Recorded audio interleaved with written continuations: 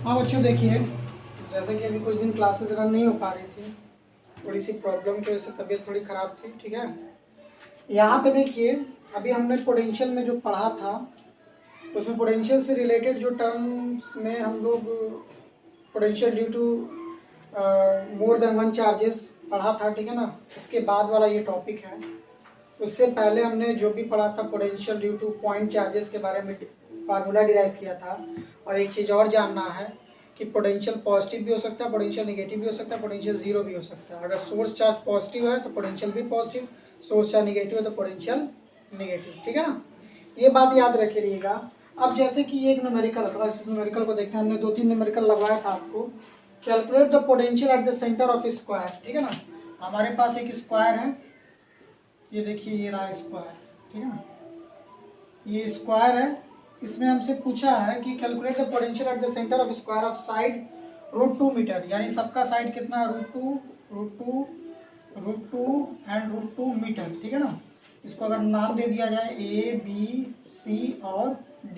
ठीक है ना, हैविंग चार्जेस कितना, यहाँ पे चार्ज कितना रखा हुआ 100 माइक्रोकुलम, यहाँ पे चार्ज कितना रखा हुआ -50 माइक्रोकुलम, यहाँ पे चार्ज कितना रखा हुआ 20 माइक्रोकुलम, और यहाँ पे जो चार्ज रखा हुआ वो कितना -60 माइक्रोकुलम।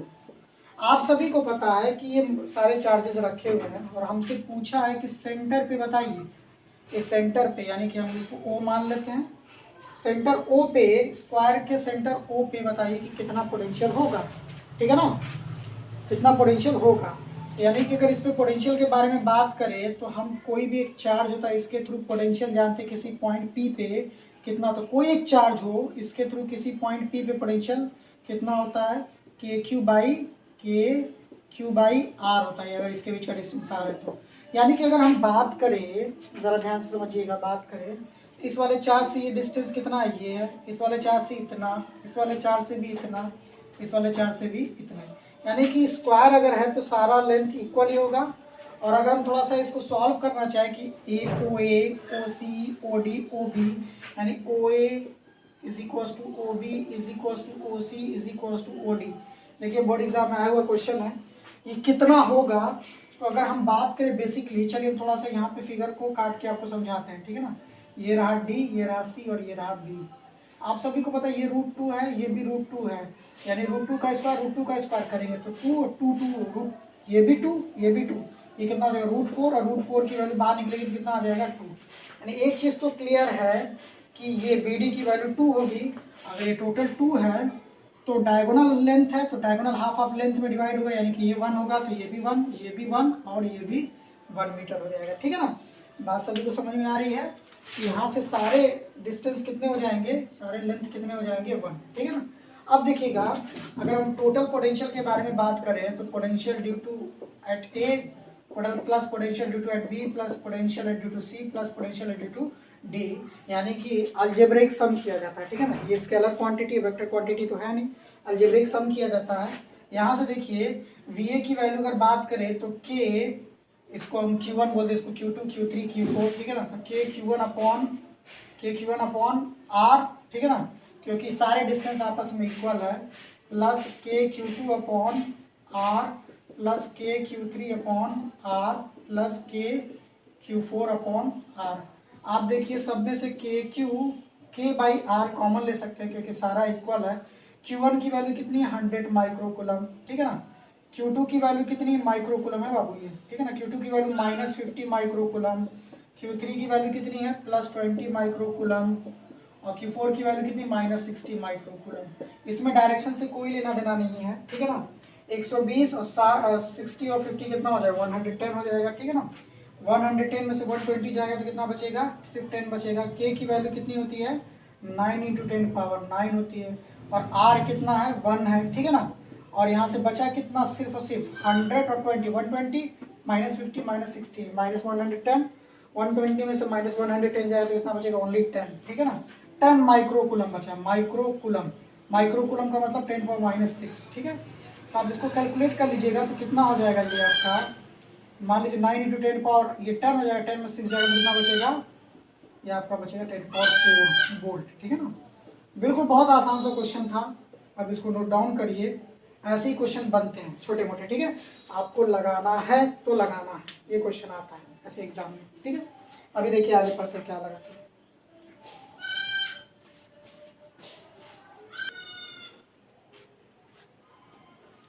हाँ देखिए, ये जो क्वेश्चन नंबर 2 है, 2 charges minus q plus q, ठीक है ना।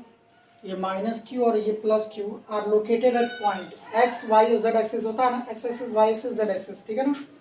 तो यानी कि एक माइनस क्यू चार्ज कहाँ पे लोकेटेड है, 0, माइनस ए, एक्स वाई और जेड एक्सिस में ना, 3 डायमेंशनल वाला है ना।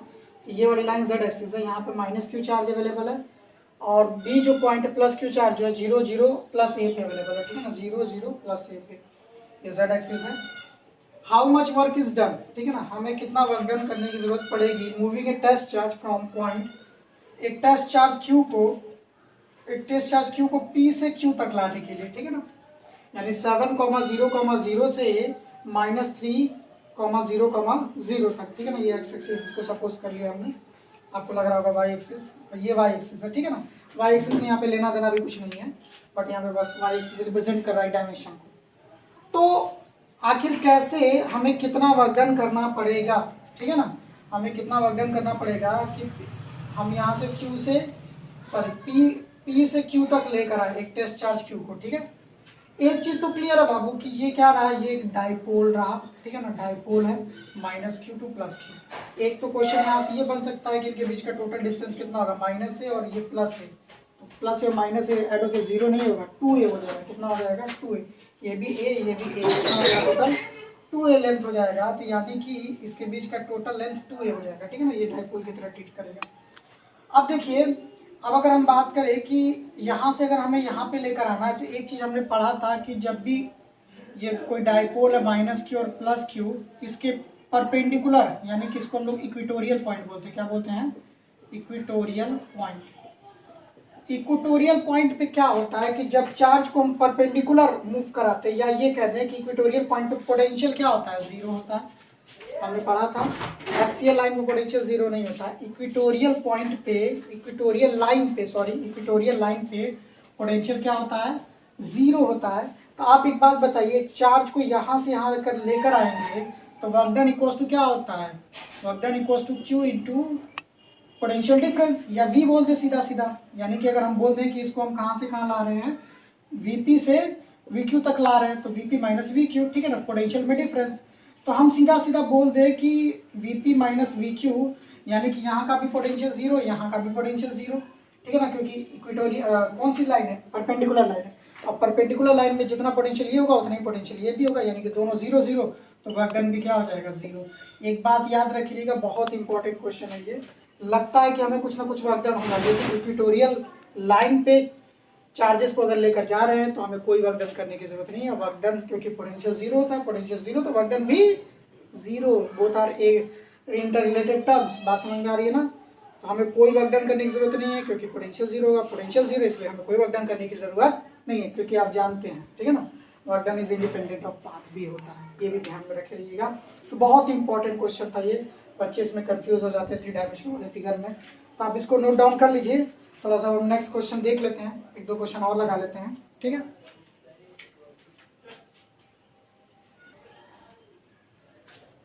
हाँ देखिए, बोला question, calculate the voltage needed to balance an oil drop carrying 10 electron when located between the plates of capacitor which are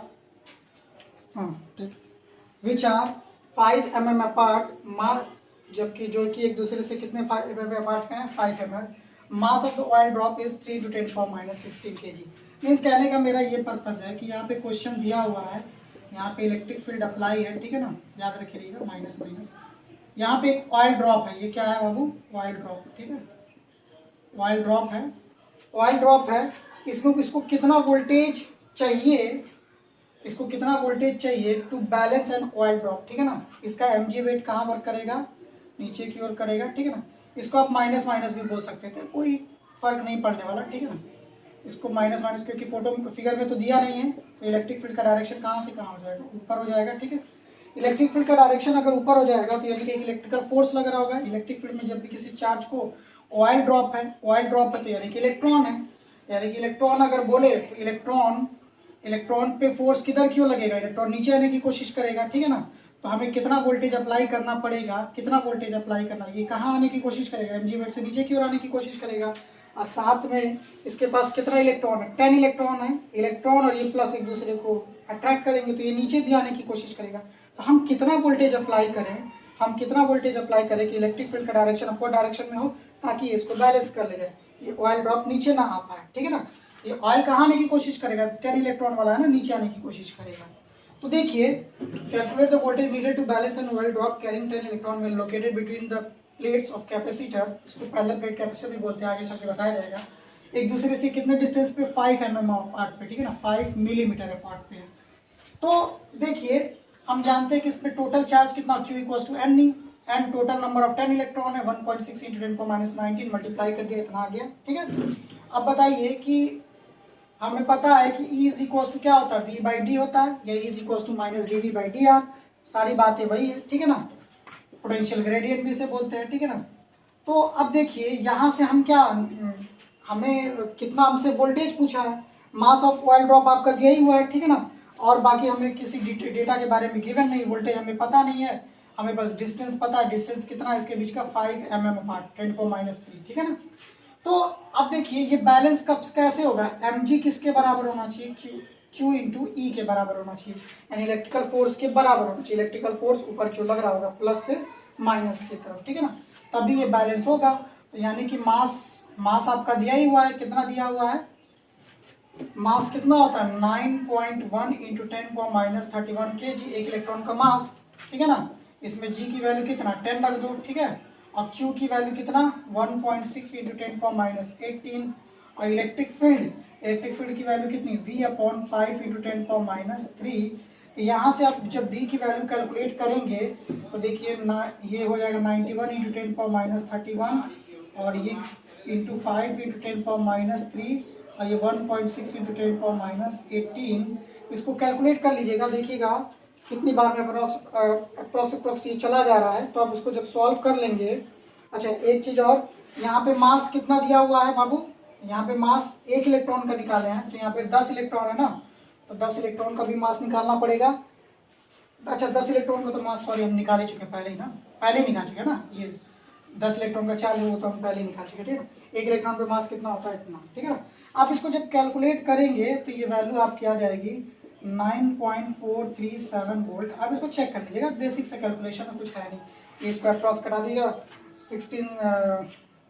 16 approx ये चला जाएगा, ठीक है ना। इसको देख लीजिएगा, तो ये 9.437 वोल्ट आ जाएगा। तो यहीं तक अभी 2-3 न्यूमेरिकल आप और भी लगाइए, एनसीईआरटी की स्टार्टिंग के आपका होमवर्क है, स्टार्टिंग का 1 2 3 4 5, ठीक है ना। तालीम्स के बच्चों ज़रा ध्यान से न्यूमेरिकल लगा लीजिएगा, ठीक है, कल हम चेक करेंगे।